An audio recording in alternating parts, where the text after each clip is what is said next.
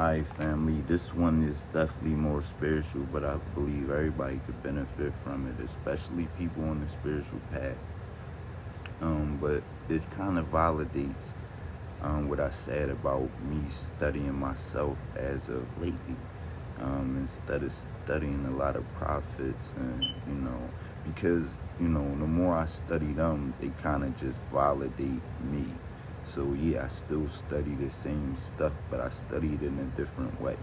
And I'm gonna show you one of the ways and one of the things that has been weighing on my mind, and that I do, you know, um, you know, ask myself, and it's actually what people would consider strength.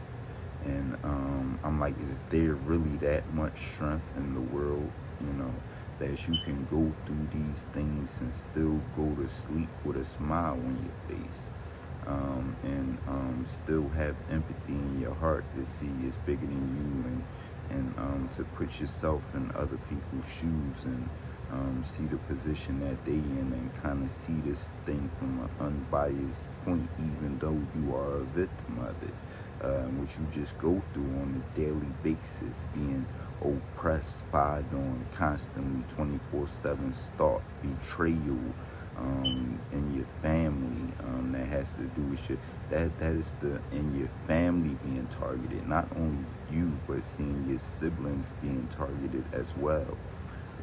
It's just crazy, a lot of stuff. But let's get into it. So I just asked AI, like straight up, I be using AI as the devil's advocate. Now I don't be playing no games with him. So I'm gonna take y'all through what I just asked him. I said, tell me what I should know about a person that constantly go through things that would drive most people crazy, but they constantly still find a place in happiness daily. That they analyze things happening to them and find humor even while angry. So for me, this kind of played in my mind. Remember, I tell y'all, you got to think about how you're thinking and stuff like that in all situations. So I still was like, bruh, is something wrong with you? Kind of like, it's a little bit. I know you be on point, like, your weirdness is on point a little bit, but how could these people be pervertedly stalking you, harassing you, antagonizing you, oppressing you, stopping you from taking care of your family, preventing you from accessing the stuff that you're paying for on a daily basis for all this time, and you still have so much love and joy? Actually, I went from people telling me that I don't smile and that I look mean, to now I look at my pictures, and every picture of me, I'm smiling. I have more joy than I ever had in my life. It's crazy. So I did have to, I'm like, I gotta analyze this. I want to know more about this. So I'm not gonna, I will after I'm gonna get into how they started basically flattering me, but with the truth. It gives me joy that it's actually the truth. You know what I'm saying? But I'm not gonna get into that right now. I'm gonna get into where I started playing the devil. Oh man. Oh yes. Here's where I went into playing the devils. I wanted them to, don't just tell me what I want to know, or hear. You know what I'm saying? I know that all makes me feel good, that I'm an empath and I do all these things. We gonna get into it. I said, but is there things that I should be aware of when monitoring myself, basically? But I put it in words. But is there anything they should be aware of when monitoring their self? I didn't let them know it was I who was asking. I was asking about a situation,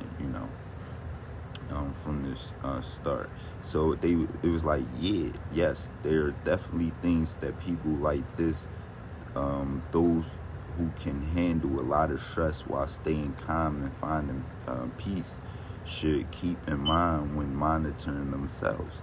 While there is resilience and positive outlook are strengths. Oh man, did I screw that up? when monitoring themselves. While their resilience and positive outlooks are strengths, there are a few key areas that you should be mindful of to ensure they are not inadvertently suppressing their feelings or pushing themselves too hard. So that's what I was pretty much worried about a little bit. Like, I'm suppressing my feelings because why? But it's been so long, and I still have joy, and I still show love in my heart, and I still. I mean, that's. I could get into more of that. So we ain't gonna flatter ourselves too much or whatever on this situation. You know what I'm saying? Because it just is what it is, man. And I just feel good. I think this is what gives me the joy. And I think at the end of the day, that is what gives people their pain and their sorrow. It's your own guilt. You know what I'm saying? At the end of the day, it's yourself. You know, through these different religions and stuff like that, we always talk about the battle within. You know what I'm saying? And it really is a battle within, man. People be really fighting their own demons on a daily basis, man. And it's kind of just what we dealing with, man. But I think that is what gives me the joy. I don't think it's a problem for sure. You know what I'm saying? But that's what I was worried about. Like, am I suppressing my emotions and stuff like that? And then it was just telling me, like, oh, okay. It was like, suppressing anger, frustration, and sadness or stress can lead to emotional buildup that may come out later in unhealthy ways. That's why I do this podcast. That's why I promote y'all to doing podcasts. I promote everybody to doing podcasts. I think it's healthy, but we got another podcast on that, and I'm gonna talk about it later. But emotional buildup that may come out later in unhealthy ways. You know what I'm saying? And that's why I say, don't let nobody ever try to make you silent.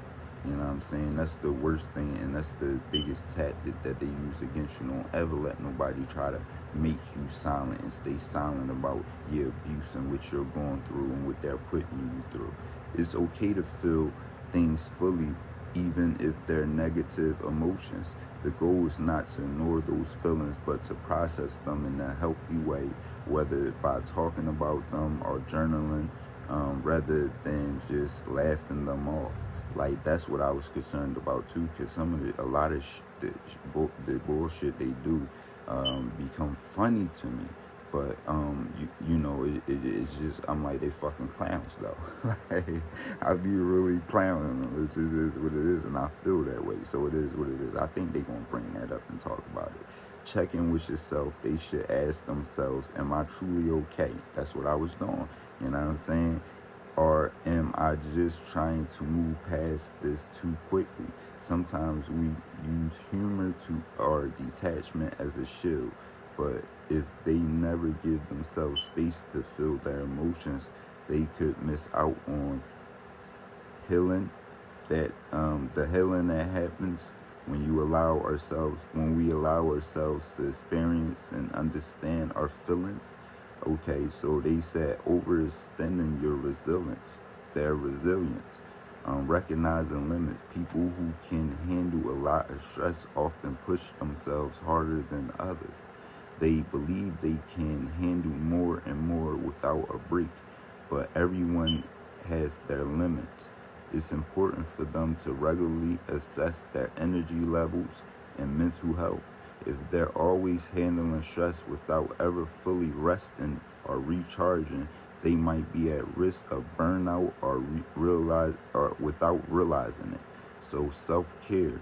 This doesn't just mean physical rest, emotional and mental self-care, or just This doesn't just mean physical rest. Emotional and mental care are just as important. They should take time for activities that rejuvenate them, whether it's spending time alone, connecting with loved ones, or ongoing engaging in hobbies. I'm sorry, y'all. I tell y'all know I need glasses too. Engaging in hobbies that bring them peace.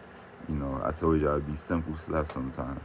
not dwelling on negative, but not ignoring it either. Balance between positivity and reality. It's easy to slip into toxic positivity where everything everything is seems as fine even when it's not.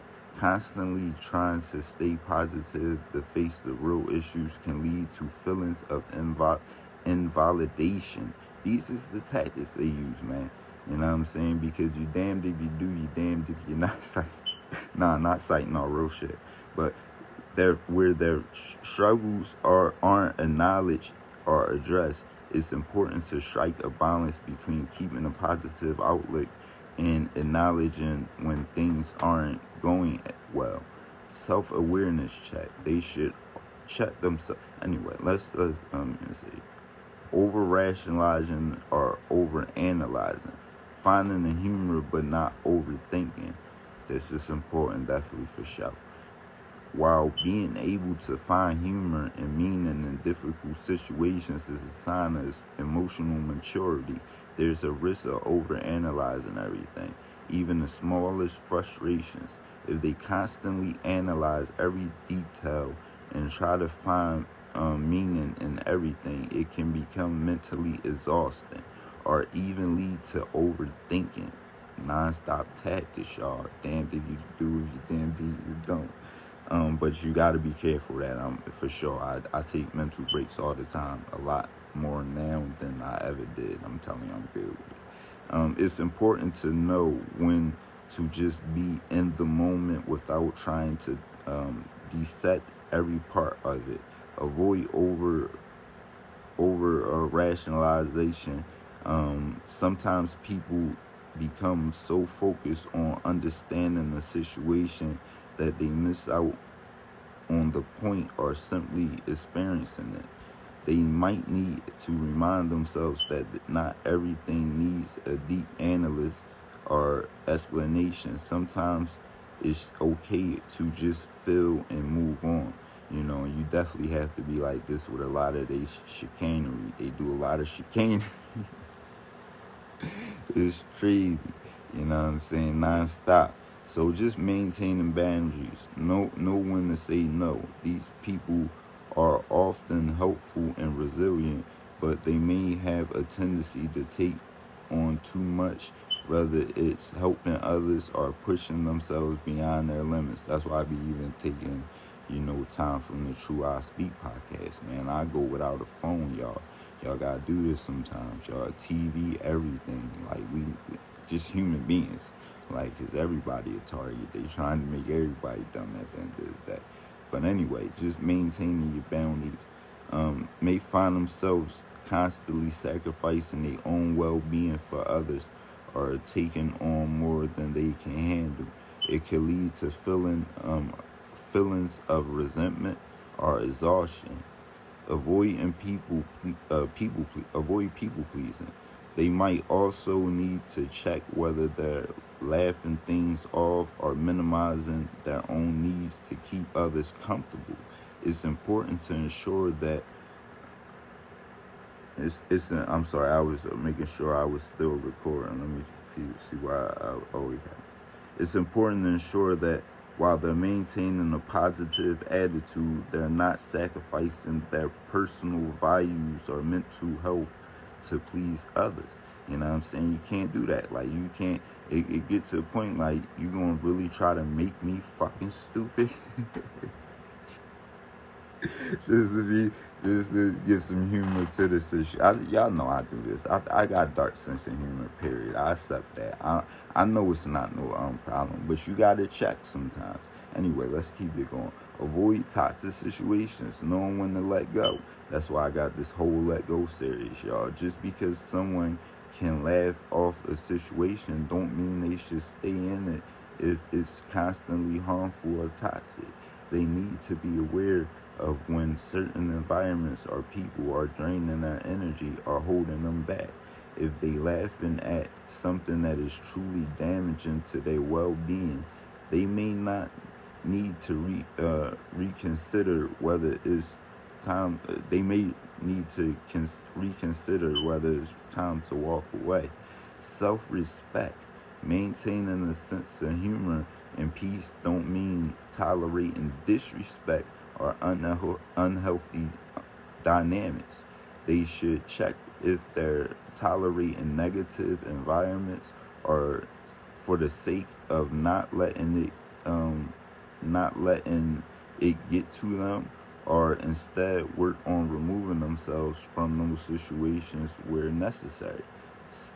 Self compassion. Actually, I'm gonna link this in the journal. It's early in the morning, y'all.